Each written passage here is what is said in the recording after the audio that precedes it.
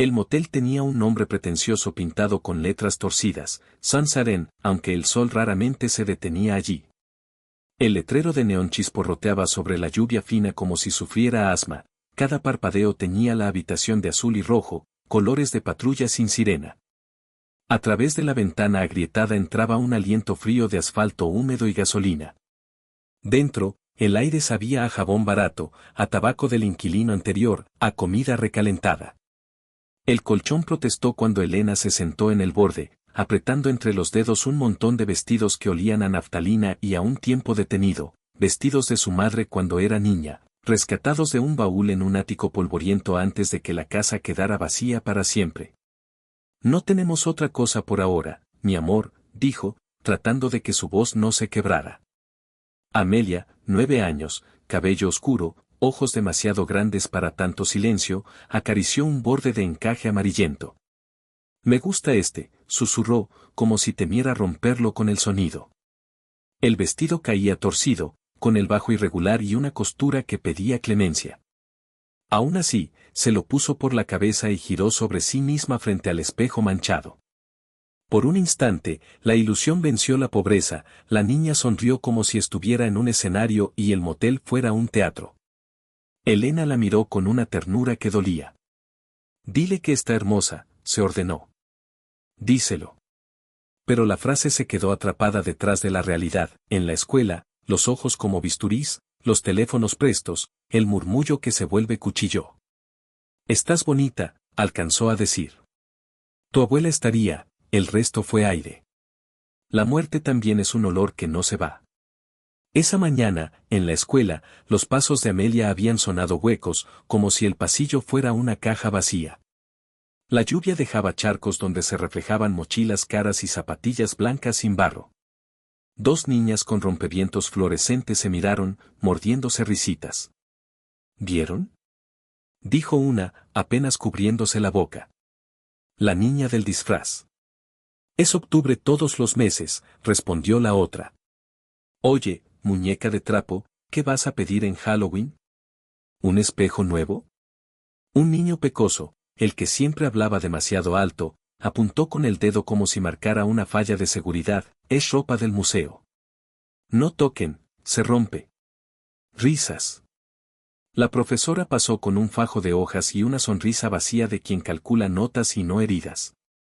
En el recreo, Amelia se sentó sola con un sándwich envuelto en papel aluminio arrugado. Tenía mermelada y algo de mantequilla de maní, sabía a lo que hay. 2 chicos la rodearon. ¿Y tu mamá? Preguntó uno. ¿Se la comió el basurero? Trabaja, dijo Amelia, sin levantar la vista. ¿En el circo? Se carcajeó el otro. Limpiando elefantes. Mi mamá limpia en la universidad, dijo, y el orgullo se le notó, pequeño, testarudo. Ah. Entonces por eso hueles a cloro, dijo el pecoso. Y a ropa de abuela. El papel aluminio se arrugó con un crujido. Amelia apretó los labios hasta hacerse daño. Quiso decir no sabes nada, quiso decir tengo más hambre que vergüenza. No dijo nada.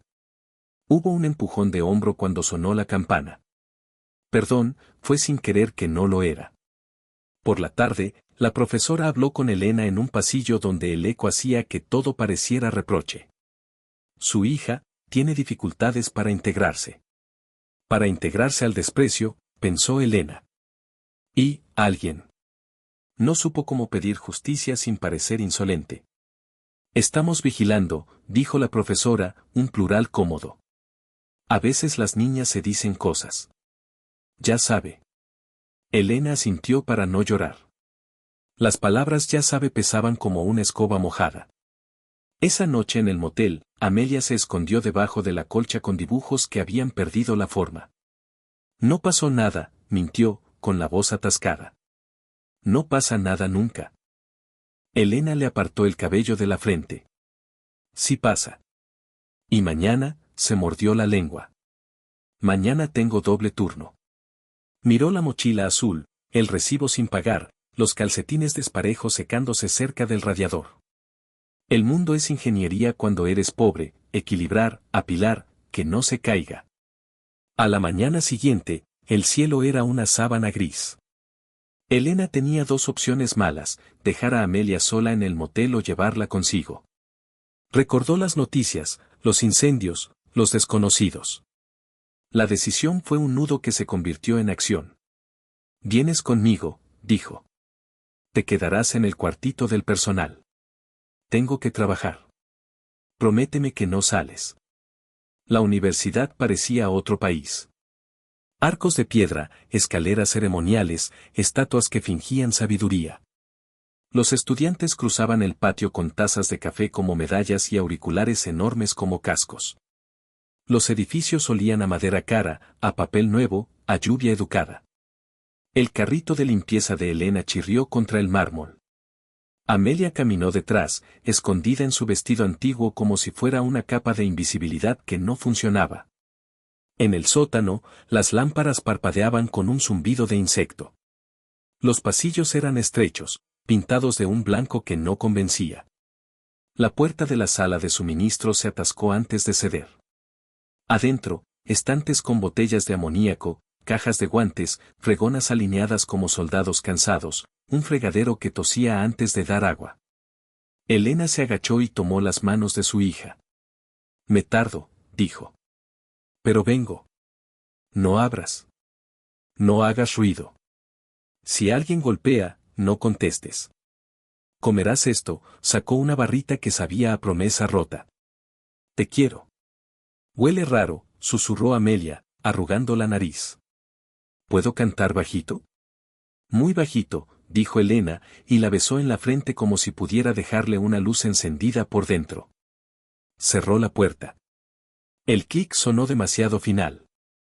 Afuera, las ruedas del carrito se alejaron, y el universo se redujo al zumbido del fluorescente y al goteo irregular del fregadero. Amelia se sentó en el suelo, cruzó las piernas y se inventó un juego: contar tornillos en los estantes, imaginar que cada botella era un frasco de poción con poderes, leer las etiquetas como si fueran hechizos. Hipoclorito, desengrasante, multiusos. Palabras largas para cosas simples que ardían en la nariz. El tiempo es gelatina cuando uno espera. Amelia se tumbó de lado y miró la línea donde la luz pasaba por debajo de la puerta. A veces, sombras de zapatos cortaban la claridad. Voces, risas rápidas, conversaciones sobre exámenes, nombres que no eran el suyo. Pensó en su abuela, en el ático caliente, en el baúl con olor a madera y verano, en las manos arrugadas que doblaban vestidos y contaban historias. «Este lo usé el día que aprendí a multiplicar de memoria», había dicho la abuela riendo. Amelia había tocado ese vestido como si al contacto se pegara el saber. «Multiplicar», se dijo ahora, separando sílabas con los dedos. Hizo cuentas mentales para no pensar en el silencio: 7 por 8, 12 por 12, 15 por 4.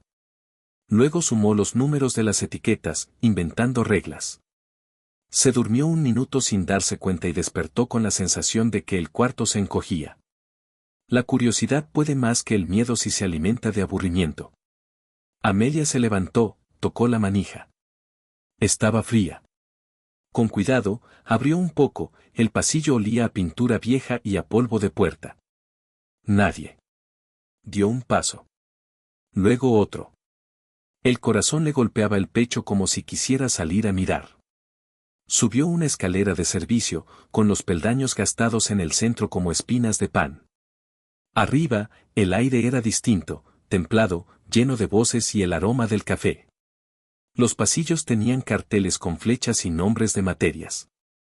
Análisis Real 2, decía una pizarra pequeña junto a una puerta entreabierta. De dentro salía una luz de tiza y un rumor de atención.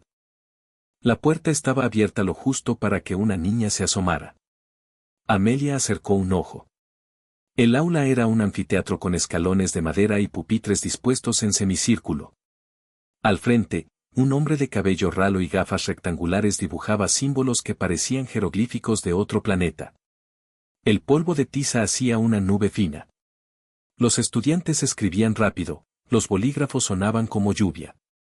En la pizarra, una cadena de signos y flechas crecía como una enredadera. Amelia no entendía el idioma, pero los patrones, las repeticiones, la música de las formas le eran familiares como si las hubiera soñado. Se inclinó un poco más. Una línea, un signo, un número mal puesto. Algo chirrió en su cabeza como una cuerda desafinada. Se le escapó, muy bajito, casi aire. Eso está mal. El profesor detuvo el trazo. El chirrido del gesso contra la pizarra se cortó. Se giró despacio, la tiza incrustada en el dedo índice. ¿Quién dijo eso? La voz le salió seca, acostumbrada a mandar más que a preguntar. Los estudiantes miraron alrededor, algunos con sonrisas medio formadas, otros con aburrimiento irritado. Nadie habló. Amelia sintió que el hueco del estómago se hacía túnel. Pudo haber corrido. Pero una fuerza pequeña y testaruda, la misma que la hacía resistir empujones sin llorar, le empujó la espalda. Dio un paso dentro del marco de la puerta. Yo, dijo, y la O se le quebró un poco. El aula respondió con un murmullo primero, con risas después. Un chico en la tercera fila, gorra al revés, silbó bajito. Una chica se tapó la boca, apenas. El profesor la midió de arriba abajo, deteniéndose en el vestido antiguo que no encajaba con nada. ¿Tú? Repitió. ¿Y quién eres tú, exactamente? Se acomodó las gafas con el dedo medio, gesto que equilibraba entre impaciencia y burla. ¿Una oyente? ¿Una recogida del pasillo? Amelia, dijo. Era el único dato que sabía con certeza. Amelia, repitió, y el nombre se volvió juguete en su boca. Muy bien, Amelia. Ya que estás tan segura, ilumínanos, ¿qué está mal? Dejó la tiza en la repisa con un golpe seco. Las risas se consolidaron, varias sobre otras, en coro. Alguien palmeó. Otro carraspeó un como si esperara un espectáculo. Amelia tragó. Le ardieron los ojos. Detrás de la humillación, algo la empujaba hacia adelante, una ira limpia que no gritaba, solo decía no. Dio 2 pasos, 3. El mundo se estrechó hasta la línea blanca de la pizarra. Quizá prefieras ir a buscar a tu mamá, Amelia, dijo el profesor, con sonrisa de filo. Debe de estar, no sé, puliendo el piso de algún corredor. Una carcajada desbordó el auditorio. La palabra mamá cayó como piedra. Amelia apretó los puños. El vestido le rozó la pantorrilla, pensó en el baúl, en la abuela contando historias, en el orgullo pequeño de Elena diciendo trabaja en la universidad. Sostuvo la tiza.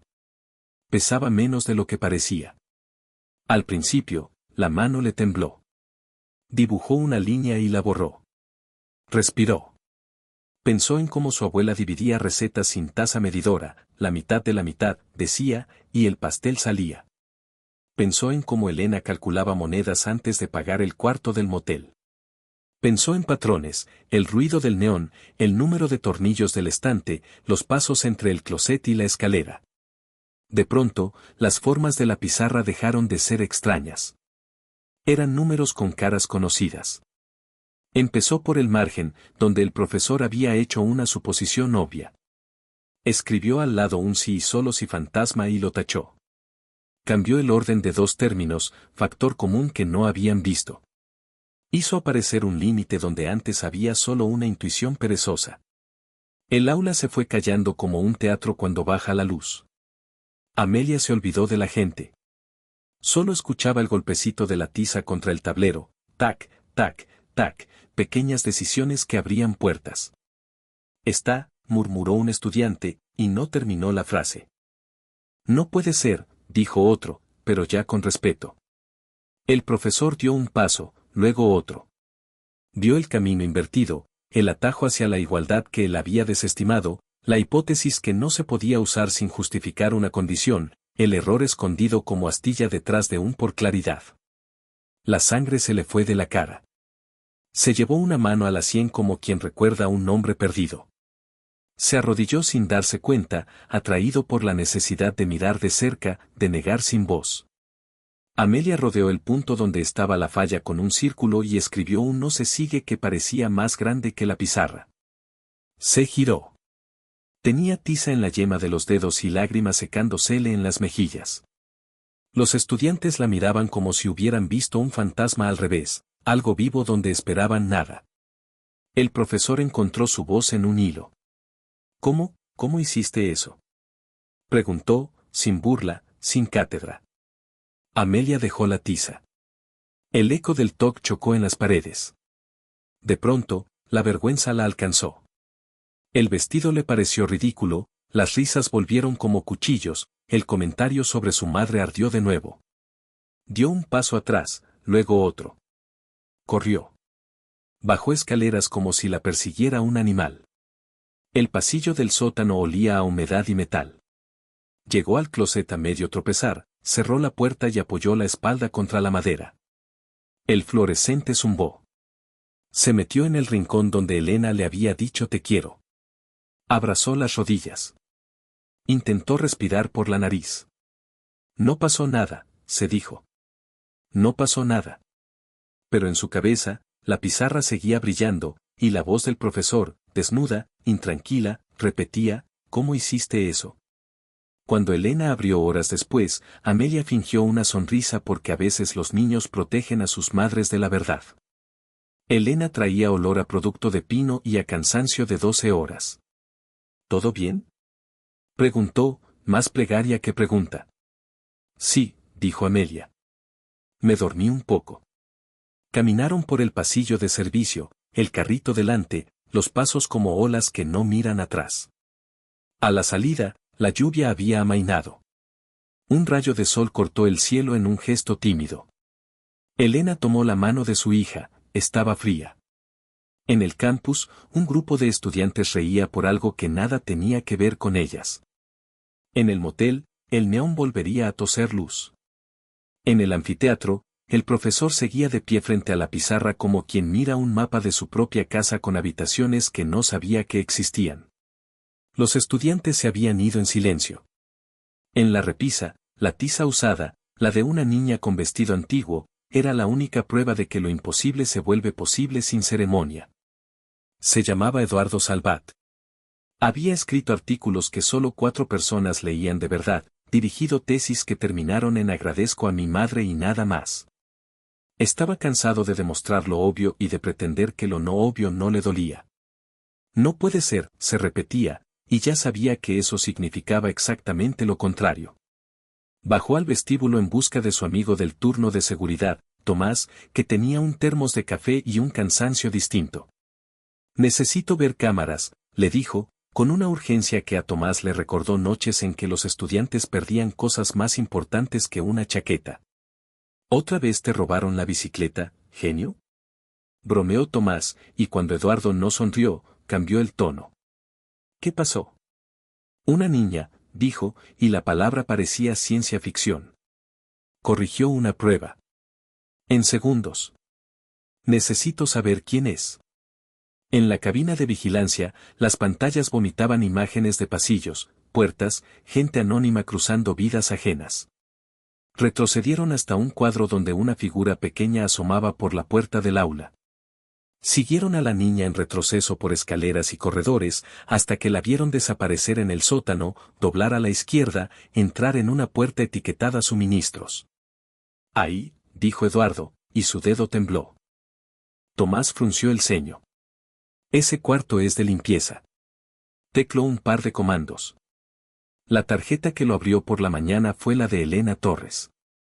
Es buena gente, llega temprano, se va tarde. Tiene a veces a la niña con ella, supongo que es esa. ¿Elena Torres?, repitió Eduardo. ¿La que siempre saluda y pide permiso para pasar con el carrito? La misma. Vive, bueno, sobreviven, Tomás carraspeó. A veces las dejo pasar por la puerta lateral cuando llueve. Eduardo se sintió sucio de repente, el campus, sus títulos, sus bromas, la frase busca a tu mamá como un ladrillo en el estómago. Necesito hablar con ella, dijo. Con las dos. Puedo preguntar en mantenimiento, dijo Tomás. Pero, viven saltando moteles. No tienen dirección fija. Eduardo asintió, sin pensar todavía en la posibilidad de que una vida pueda desarmarse como una ecuación y aún así seguir sin solución. Salió a la lluvia que volvía de a ratos, y por primera vez en muchos años sintió miedo de no entender algo de verdad. Esa noche, de regreso en el Sansarén, el neón tartamudeó hasta apagar un segmento. Elena dejó la bolsa de la lavandería sobre la silla y miró a su hija mientras se lavaba las manos con jabón rosado en una barra del tamaño de una moneda. Mañana hablaré con la escuela, dijo, más para sí misma. Y, miró el vestido. Tal vez encontremos otra cosa. Me gusta este, dijo Amelia, simple. Lo sé, dijo Elena, y la contradicción le brilló en los ojos. Durmieron mal. Se oye todo en los moteles, puertas que se abren a horas indebidas, risas demasiado altas, peleas que dan vergüenza ajena, televisores con concursos en idioma de nadie. A medianoche, Amelia soñó con una pizarra que no terminaba y con una voz que preguntaba cómo hiciste eso, pero sin burla. Se despertó con el corazón corriendo maratones. Elena respiraba despacio, agotada. Amelia la miró como se mira una muralla, ojalá aguante, ojalá no se caiga. A la mañana siguiente, Eduardo volvió a la cabina de seguridad con una taza de café que no pudo tragar. ¿Alguna noticia?, preguntó. Tomás negó. Aparecieron temprano. Entraron por la puerta lateral. Si esperas en el pasillo de servicios, quizás, no terminó. Eduardo ya estaba en camino. Elena empujaba el carrito, la rueda derecha rechinando, cuando lo vio. El profesor, sin traje, con una chaqueta gastada, ojos que parecían haber pasado la noche en el mismo motel que ellas, se plantó a una distancia respetuosa. ¿Elena Torres?, preguntó. Soy Eduardo Salvat, profesor en, se detuvo. Usted ya lo sabe. Siempre me saluda. Elena apretó el mango del carrito. Miró alrededor, como si buscara una salida. Si es por la puerta lateral, Tomás. Es por su hija, dijo, y la frase le salió sin abrigo. La vi. Se corrigió a sí mismo. Hizo algo extraordinario. Elena frunció el ceño, desconfiando del halago como quien desconfía de un billete demasiado nuevo. Mi hija ayer no salió del cuarto, mintió porque la verdad trae problemas. Eduardo tragó. La entiendo. Pero la vi en la cámara. Y antes, en mi clase. El rubor de vergüenza le subió a las orejas. Le pedí que buscara a su madre. Se le quebró la voz. Lo siento.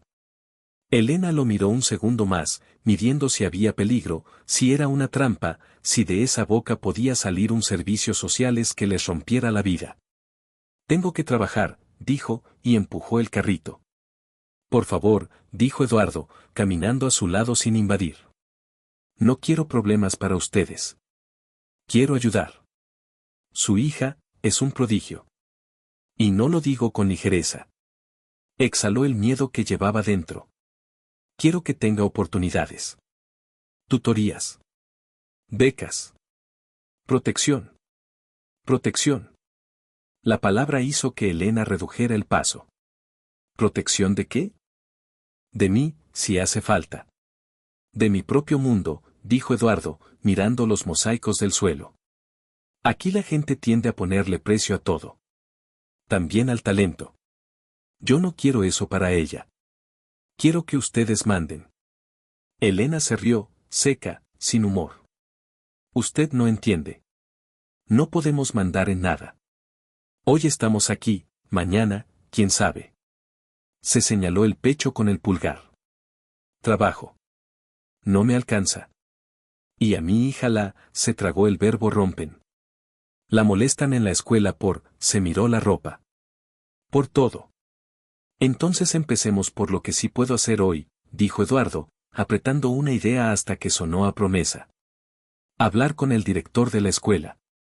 Un lugar seguro donde esperar mientras usted trabaja. Comida caliente. Ropa, miró el vestido con respeto, no con burla. No caridad humillante. Inversión en su dignidad. Se le quebró la compostura. Déjeme intentarlo.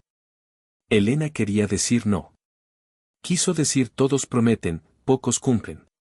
Quiso decir yo sola puedo con esto.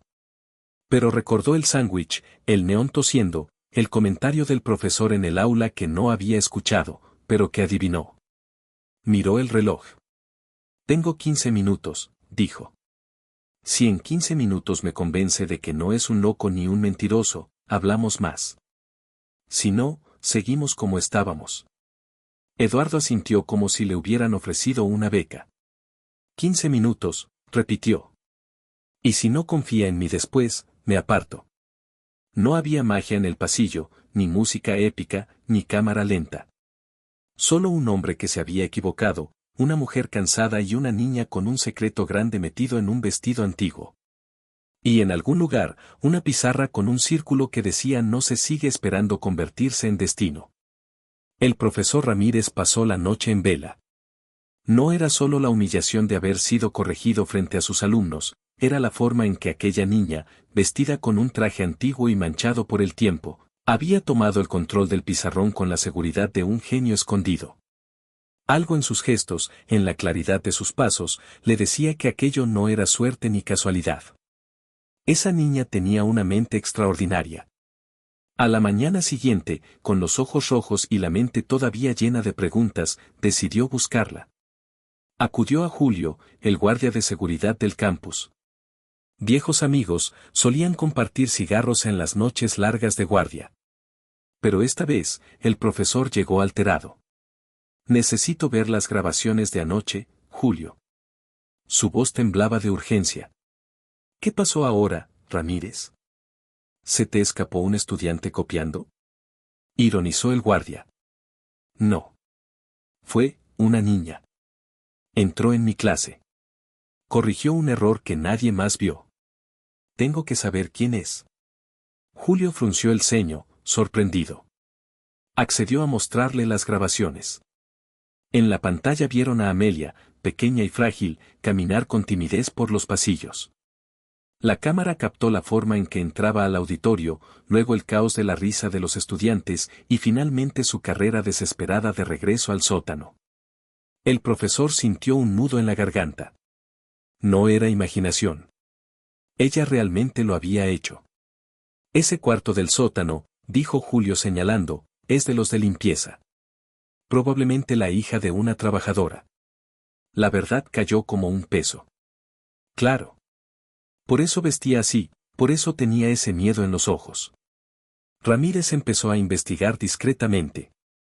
En administración, tras horas de insistencia, logró obtener un nombre, Elena Torres, empleada de limpieza nocturna, viuda, con una hija pequeña. Esa misma tarde, fue hasta la dirección que le dieron, un motel barato en las afueras de la ciudad. El letrero parpadeaba con un ruido eléctrico. El pasillo olía a humedad y cigarrillos. Preguntó en recepción y allí le confirmaron, madre e hija vivían en una de las habitaciones, pagando día a día. Golpeó la puerta y fue Elena quien abrió. Llevaba aún el uniforme de limpieza, sus manos rojas por los químicos, el rostro cansado. Amelia estaba sentada en la cama, abrazando una muñeca rota. ¿Qué quiere?, preguntó Elena con dureza. Soy el profesor Ramírez. Vi a su hija ayer en mi clase. Intentó sonreír con suavidad. Elena se tensó. Su primera reacción fue de miedo. ¿Qué hacía allí? Yo le dije que no saliera, se llevó las manos al rostro. No está en problemas, aclaró él rápidamente. Todo lo contrario. Su hija tiene un talento extraordinario. Elena soltó una risa amarga. ¿Talento? ¿Llaman talento a la desgracia de vestirse con trapos viejos y aguantar burlas todos los días? ¿Usted cree que no sé lo que su mundo hace con los pobres? Nos usan de ejemplo y luego nos olvidan. Ramírez negó con la cabeza. No. Lo que vi en mi clase fue increíble. Corrigió un error que mis mejores alumnos no vieron. Quiero enseñarle, quiero abrirle un camino. Elena apretó los labios. La esperanza en sus ojos luchaba contra el miedo. ¿Y qué pasa cuando se cansen de ella? ¿Cuando la misma universidad que ahora se ríe de ella decida que no sirve? Yo no sobreviví a base de sueños, profesor. Sobreviví fregando pisos. Amelia escuchaba en silencio, con los ojos fijos en el profesor. Había un brillo en ellos, una súplica que su madre no quería ver. Ramírez tragó saliva. Denme una oportunidad. Si me equivoco, no pierden nada. Pero si tengo razón, podría cambiarles la vida. Elena no respondió de inmediato. Se giró hacia su hija y después, en voz baja, dijo: Mañana tengo turno doble. Si realmente quiere ver algo en ella, búsquela. Pero si la lastiman, no se lo perdonaré nunca. Al día siguiente, Amelia llegó a la universidad, esta vez tomada de la mano de su madre. Ramírez las esperaba en la entrada. La niña parecía pequeña entre los estudiantes cargados de libros y portátiles. La condujo a un salón más pequeño, donde algunos colegas lo aguardaban. Ramírez, ¿qué es esto?, preguntó una profesora de matemáticas con gesto escéptico. Quiero que vean algo. Amelia dudó, pero Ramírez la animó. Le entregó un problema complejo en la pizarra. Los académicos rieron por lo bajo. Una niña de 9 años, murmuraron. Pero cuando ella comenzó a escribir, la risa murió. Paso a paso, resolvió el enigma con una lógica impecable. Los presentes quedaron en silencio. Uno de ellos, con evidente molestia, murmuró: Esto no prueba nada. Puede ser casualidad, un truco. No es un truco, respondió Ramírez con firmeza. Estamos frente a un talento que aparece una vez en un siglo. La noticia se esparció en círculos pequeños, pero no todos reaccionaron con admiración. Algunos profesores lo acusaron de inventar, de usar a la niña para ganar prestigio. Otros se burlaron, diciendo que seguramente alguien le había soplado la respuesta. La administración universitaria lo citó. Profesor Ramírez, la universidad no es un lugar para experimentos sociales. Si quiere entretenerse con niños prodigio, hágalo en su tiempo libre. La frustración creció. Mientras tanto, Elena se debatía entre el miedo y el orgullo. Amelia llegaba al motel con cuadernos prestados, llena de ideas que su madre apenas comprendía. Una noche, Elena la sorprendió resolviendo problemas en la pared con un pedazo de tiza. Amelia, ¿qué haces? Solo, pienso mejor cuando escribo, respondió la niña sin levantar la vista. Elena la abrazó con fuerza, lágrimas en los ojos. Tenía miedo. Miedo de que ese talento la alejara, de que el mundo le robara lo único que tenía. Las semanas siguientes fueron una batalla. Ramírez insistió en darle clases privadas, en convencer a Elena de aceptar becas, en abrirle puertas. Los académicos rivales intentaron desacreditarla. Incluso hubo rumores maliciosos, que la niña ni siquiera existía, que era una farsa para atraer inversión al departamento. Pero la realidad era más fuerte que las mentiras. Amelia, la niña del vestido antiguo, seguía resolviendo lo imposible, escribiendo fórmulas con la misma naturalidad con la que otros niños dibujaban flores. Y poco a poco, su voz tímida comenzó a imponerse sobre el ruido de un sistema que nunca estuvo hecho para alguien como ella. La madre, sin embargo, no dejaba de repetir: Si esto la destruye, profesor, usted me tendrá enfrente. Prefiero verla pobre pero conmigo, que rota y sola en un mundo que nunca nos quiso. Ramírez lo entendía. La lucha recién comenzaba. Y en medio de esa tormenta, Amelia guardaba un secreto, sabía que tarde o temprano tendría que hablar ella misma. Porque el genio que llevaba dentro no podría permanecer oculto para siempre.